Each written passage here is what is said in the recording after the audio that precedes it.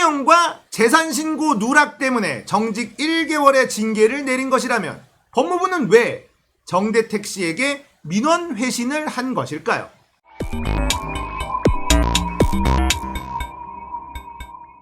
안녕하세요. 딱딱한 뉴스를 쉽고 재밌게 풀어드리는 시사건건 홀스영입니다. 자, 이번에 다룰 이야기는 황교안이 입을 열면 윤석열은 감옥에 간다 이야기입니다. 자, 이게 무슨 얘기냐? 윤석열이 정직 1개월의 징계를 받았다. 이 징계의 구체적인 사안을 알게 된다면 윤석열은 감옥에 가야 할 것이다. 제가 이런 주장을 계속하고 있습니다. 그런데 이 당시에 징계를 내린 사람이 누구냐 하면 황교안이었어요. 황교안이 법무부 장관일 때 이 징계가 이루어졌습니다. 그렇다는 건 황교안은 윤석열이 어떤 잘못을 했는지 가장 정확하게 알고 있는 사람이다라는 건데, 제가 이 사안을 가지고 조금 찾아보니까 재밌는 것들이 나오고 있습니다. 자, 오늘 이야기 꽤나 흥미진진합니다. 끝까지 시청해 주시면 감사하겠습니다.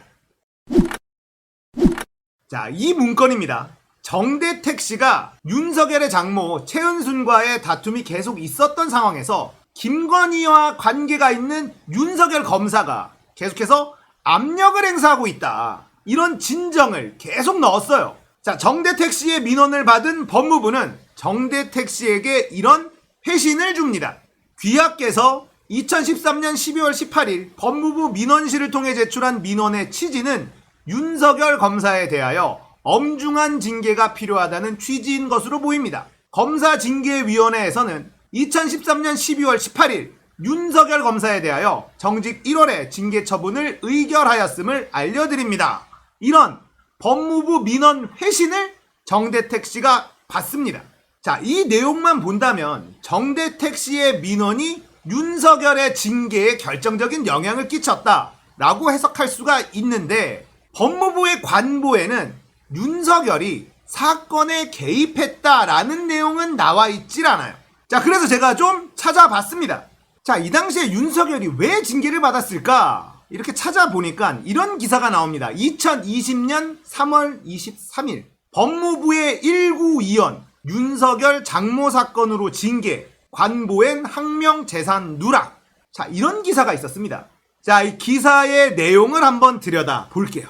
윤석열 검찰총장의 2013년 12월 징계 사유를 두고 법무부가 1구위원을 한 것으로 확인됐다.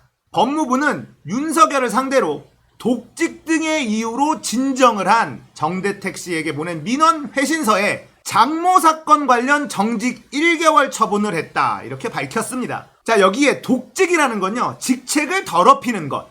자, 그러니까 직권을 남용해서 부정한 행위를 한 것을 독직이란 표현을 씁니다.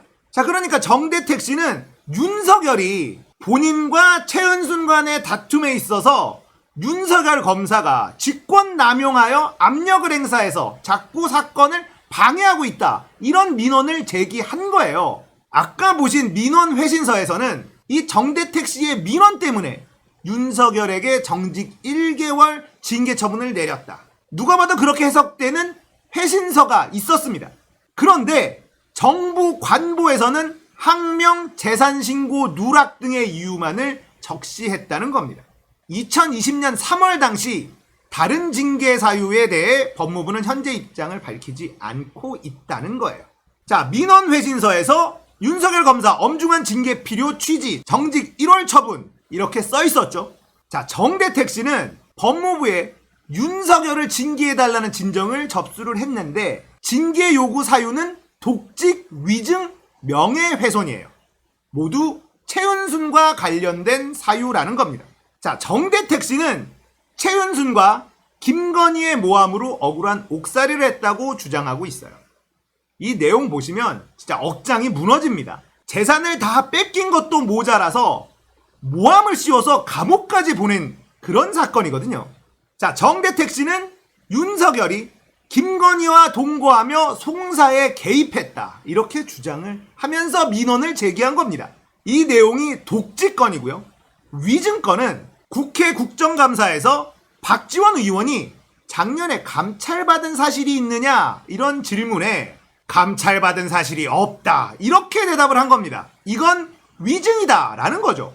자, 윤석열은 박지원 의원의 질문에 아니 감찰받은 바 없습니다 라고 대답을 했지만 정대택 씨의 진정 때문에 대검찰청이 내부 감찰에 착수한 것으로 파악됐다는 거죠. 한마디로 국정감사에서 거짓말을 했다 이겁니다.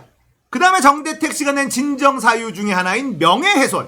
자, 이 명예훼손 건은요 2012년까지 올라갑니다. 2012년 이 사건을 취재하던 오마이뉴스 기자에게 진정인은 정신이 나간 사람, 진정 내용은 전부 거짓말 이렇게 얘기한 걸 정대택 씨는 걸고 넘어진 겁니다. 윤석열은 정대택 씨에 대해서 이 기자에게 어떻게 얘기했느냐?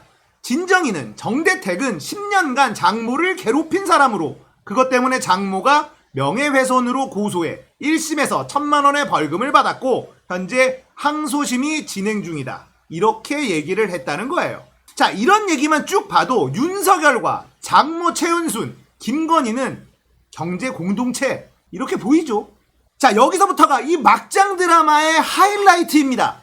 황교안 당시 총리 국정원 댓글 개입 때문이냐 라는 질문에 다른 부적절한 일이 있었다라고 대답한 적이 있습니다. 자, 2017년 10월에 국회에 대정부 질문이 있었습니다. 이때 황교안은 국무총리였고요. 이상돈 의원이 이런 질문을 합니다. 국정원 댓글 개입 수사와 관련해 윤 총장이 좌천된 것 아니냐? 자, 이런 질문을 하니까 황교안은 이렇게 대답합니다. 지금 말씀하신 사안으로 좌천된 것이 아니고 그 이후에 다른 부적절한 일이 있었다. 의미심장하죠. 자, 우리는 국정원 댓글 사건 관련해서 항명을 해서 좌천된 걸로 알고 있었는데 황교안은 아니다. 그거 아니다. 말하기 어렵지만 다른 부적절한 일이 있었기 때문에 좌천시킨 것이다 라고 이야기했다는 겁니다.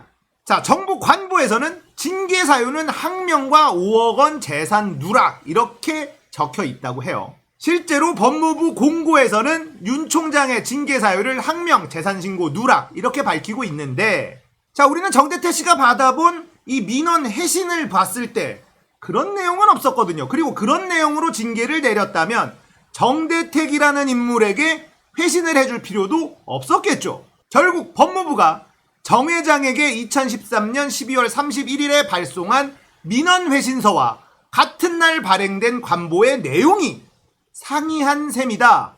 이래서 이 기사의 제목은 법무부의 192원 이렇게 뽑은 겁니다. 자, 뭔가 이상하잖아요. 이상합니다. 항명과 재산신고 누락 때문에 정직 1개월의 징계를 내린 것이라면 법무부는 왜 정대택 씨에게 민원 회신을 한 것일까요? 설명이 안 됩니다. 그리고 황교안은 이 당시에 징계를 내릴 때 법무부 장관이었는데 국정원 댓글 개입 때문이냐는 질문에 다른 부적절한 일이 있었다 이렇게 대답한 적이 있습니다. 그렇다면 다른 부적절한 일은 도대체 무엇이냐라는 것이죠. 자, 국정원 댓글 개입이냐라는 질문은 항명에 대한 질문인데 그거 아니고 다른 부적절한 일이 있었다. 자, 그렇다면 재산신고 누락만 남는데 이게 정직 1개월을 줄 정도의 사안인가 라고 본다면 그건 아닐 겁니다. 황교안은 모든 것을 알고 있습니다. 그리고 검찰 내부에서도 윤석열이 이 당시에 왜 징계를 받았는지 그 이유를 알고 있는 사람들은 분명히 존재할 겁니다. 법무부는 왜 윤석열의 징계를 정대택 씨에게 알렸을까? 황교안이 진실을 말한다면 윤석열은 공수처에 의해서 수사 대상이 될 수 있고 현직 검사가 직권을 남용하여 부정한 행위를 저지른 독직이 성립이 된다면 윤석열은 감옥에 가야 될 겁니다. 황교안은 진실을 얘기할 수 있을까요? 아마도 얘기할 수 없을 겁니다. 추측컨대 윤석열의 사건 개입을 알고 있었다 하더라도 검사들이 늘 해오던 것들이었기 때문에 그냥 정직 1개월로 덮어준 거거든요. 이걸 제대로 까면 그야말로 사법처리 대상이 될 수밖에 없기 때문에 경고를 주고 그냥 덮어준 겁니다. 이제 와서 황교안이 그 당시의 진실을 얘기한다면 황교안도 자유로울 수는 없겠죠. 우리는 이 질문을 끝없이 던져야 됩니다. 법무부는 왜 윤석열의 징계를 정대택 씨에게 회신했는가? 그 이유를 끝까지 물어봐야 됩니다. 자, 오늘은 황교안이 입을 열면 윤석열은 감옥에 가게 되는 이유 이야기였습니다. 공감되셨다면 구독, 좋아요, 알림 설정 부탁드릴게요. 감사합니다.